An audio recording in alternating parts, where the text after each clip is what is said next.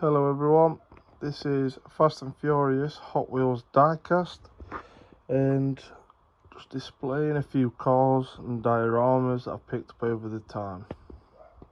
We have two Dodge Chargers here. I have got more, but they're all set for different scenes. We have the Dodge Charger that everyone iconically knows for being outside the garage at Dom's house, and then pulling the wheelie during the last race with the Supra before getting hit by the truck. After he just narrowly escapes the train, he flips and his car's a right mess. But over in a minute or so, I'll show you where the diecast and the cars go within the diorama. Now we have our Supras from Fast and Furious 1, and I'll admit the first one's a custom. I'm about to say this one right here. Then you have a Hot Wheels Premium. Then you have Atomica, one of the first Supras that did. But as you can see, Atomica then did a newer up-to-date version, which I'll admit I'm really impressed with the detail. You've got the bit where the roof comes off, and then you've even got the bits in the back, or the NOS and stuff like that. But before that ended up looking the way it did, it was on the back of a pickup, looking very similar to that, probably not as shiny like, and therefore they pulled up in the garage and Brian explains he owes a 10-second car. Right now we've got Brian's Ford Lightning, which he kept travelling to the sandwich shop to try and see me, and to be fair, I've got a little add-on accessory which I did pick up. I forgot how much I paid for it, but it fits perfect up. And yeah, here we have Hector's Honda Civic, two different variations here. Like, we have this one from Hot Wheels and this one from Revel.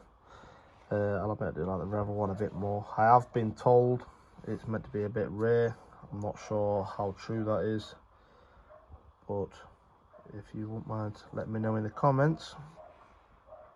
Just to show you quickly, it's the green lorry that wiped out the Dodge Charger, and yeah, pretty good to see a Dodge Charger get tracked like that. Like, here we have an RX-7 from the guy with the afro that was at Race Wars, who also raced Letty, and he got beat and which was quite entertaining. Here you have a Racing Champions Honda Civic. I'm not sure where this exact car was in the Fast and Furious, but it does say on the packet at the time Fast and Furious 1. So yeah, there we are. Here we have one of my customs. To be fair, I've tried to make it into a Honda Del Sol. Don't look too far. I'm just waiting for the diecast to be made, and then I'm sure I'll go and get it. Here you have the Ferrari 355 that also raced the Supra, which he tried to say he could enough more than he can afford. Yeah, if only he knew. Here you have Mia's Integra. In the film she has a black bonnet, so I did go over and make that black, whereas Hot Wheels sell it as the same blue as the rest of the car. Here we've got Vince's Maxima, and to be fair, I don't think the Maxima gets as much credit as it does. but still, nice car to put to the collection. Here we have Jessie's VW Jetta, which he sadly lost to Johnny Tran in the race wars. Here we are also seeing Leon's Skyline, and yeah, I don't think you can ever beat a Skyline. All Japanese cars are always good, aren't they? And then we have Letty's Sylvia. Yeah, again, Japanese, you can never go wrong. And just to let you all know, I will be getting a different setup, a lot neater, cleaner, so you can see the cars all the way round.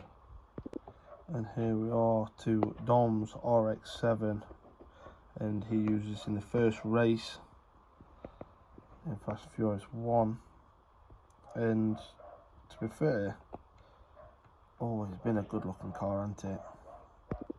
I have also got another diecast of the RX-7, which in my opinion has a lot more detail, which you can't beat more detail.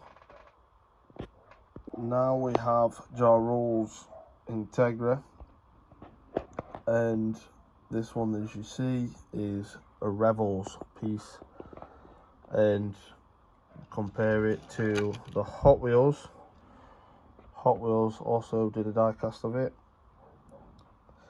and yeah, I personally love either one, to be fair. They've got their own unique perspective, really. Here we have the white Honda Civic. I have forgot the name of the driver.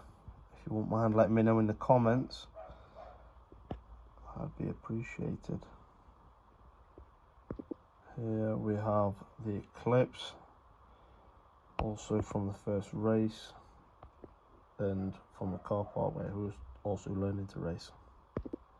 Here I have a different variation, and I've been told a lot of people are trying to find this, and I'm just lucky enough to get one, which I really appreciate.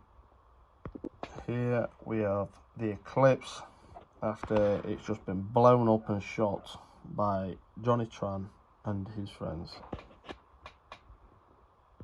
And there we have the first race. And just to let people know, I am getting different dioramas and setups for different scenes, which you will see in the future, I promise. Here we have Johnny Tran's Honda S2000, the premium edition from Hot Wheels. We have got the normal one from Hot Wheels, which isn't the premium. And then we've also got another one made by Mattel, which is slightly bigger, 155 scale if I'm right, which I still don't mind, to be fair. Yeah, I don't know which one I prefer. I'm swaying towards the premium if I'm honest, but that's my opinion. Here I have the motocross bikes from when Jessie gets shot. I'm not sure if they're the exact ones, but the ones I'm using for that sort of diorama. Here we have a standard lorry, to be fair, with 3 black Honda Civics, and I have customized the lorry so the black Honda Civic can fit underneath. And yes, it's always been a favourite, a lot of people like, and I'm still on the hunt for the original lorry, which I might be getting soon. Right now we have the nano scene of Dom's house, which I think a lot of people have already got. It does come with the seats, benches and stuff like that, and the barbecue. and mind the mess, I guess. As I've lifted it, it must have knocked things over. But personally, it still fits the 1/64 scale. To say it's nano still works. So yeah, I'm enjoying the nano scenes at the moment. And just to clarify, in some of the nano scenes, is a lot of people who have bought them will see it comes with a cutout of LA. I'm not being funny, but I personally love it. At the right angle, it looks like part of the Fast and Furious. It just helps with a little bit of add-on. Here we have a diorama. I'm not going to lie, I bought it from a car boot, so I have no clue of the branding or anything that comes with it. I just think it's perfectly good for the last scene, which absolutely it looks amazing in my opinion. There's not many I've seen about, but do enjoy it. Here we also have another nano scene of the train from Fast and Furious, and yet again the 1/64 scale Hot Wheel cars do fit, if you don't mind. Obviously the size comparison difference, which I'm not that fussed if I'm honest. But yeah, still a good diorama to have in a collection. Here we have the Racer's Edge High Performance Autopart shop, which Brian also worked at, which preferably that's always been outside. And yeah, so as you can see, there's some detail to the inside, which the lid does come off, and you can see there's NOS tanks, showground, and other little adaptations for buying different parts. And last but not least, the Fast and Furious 1 anyway, we have Toretto's sandwich shop, also from the nano scene.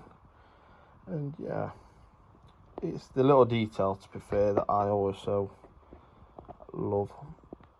But yeah, again, 1/64 scale fit perfect. And thank you for watching. Look out for the next video, which will be Too Fast, Too Furious, dioramas and cars. And at some point you'll see more figures and more setups. Thank you for watching. Please like, share and subscribe. Here we have what I'm trying to make look like race wars from Fast and Furious. And as you can see, none of the Fast and Furious cars are in it just yet. I've got a little bit more to do to it, as so. But yeah, hope you enjoy. I also have the lorry within the final scene of Fast and Furious.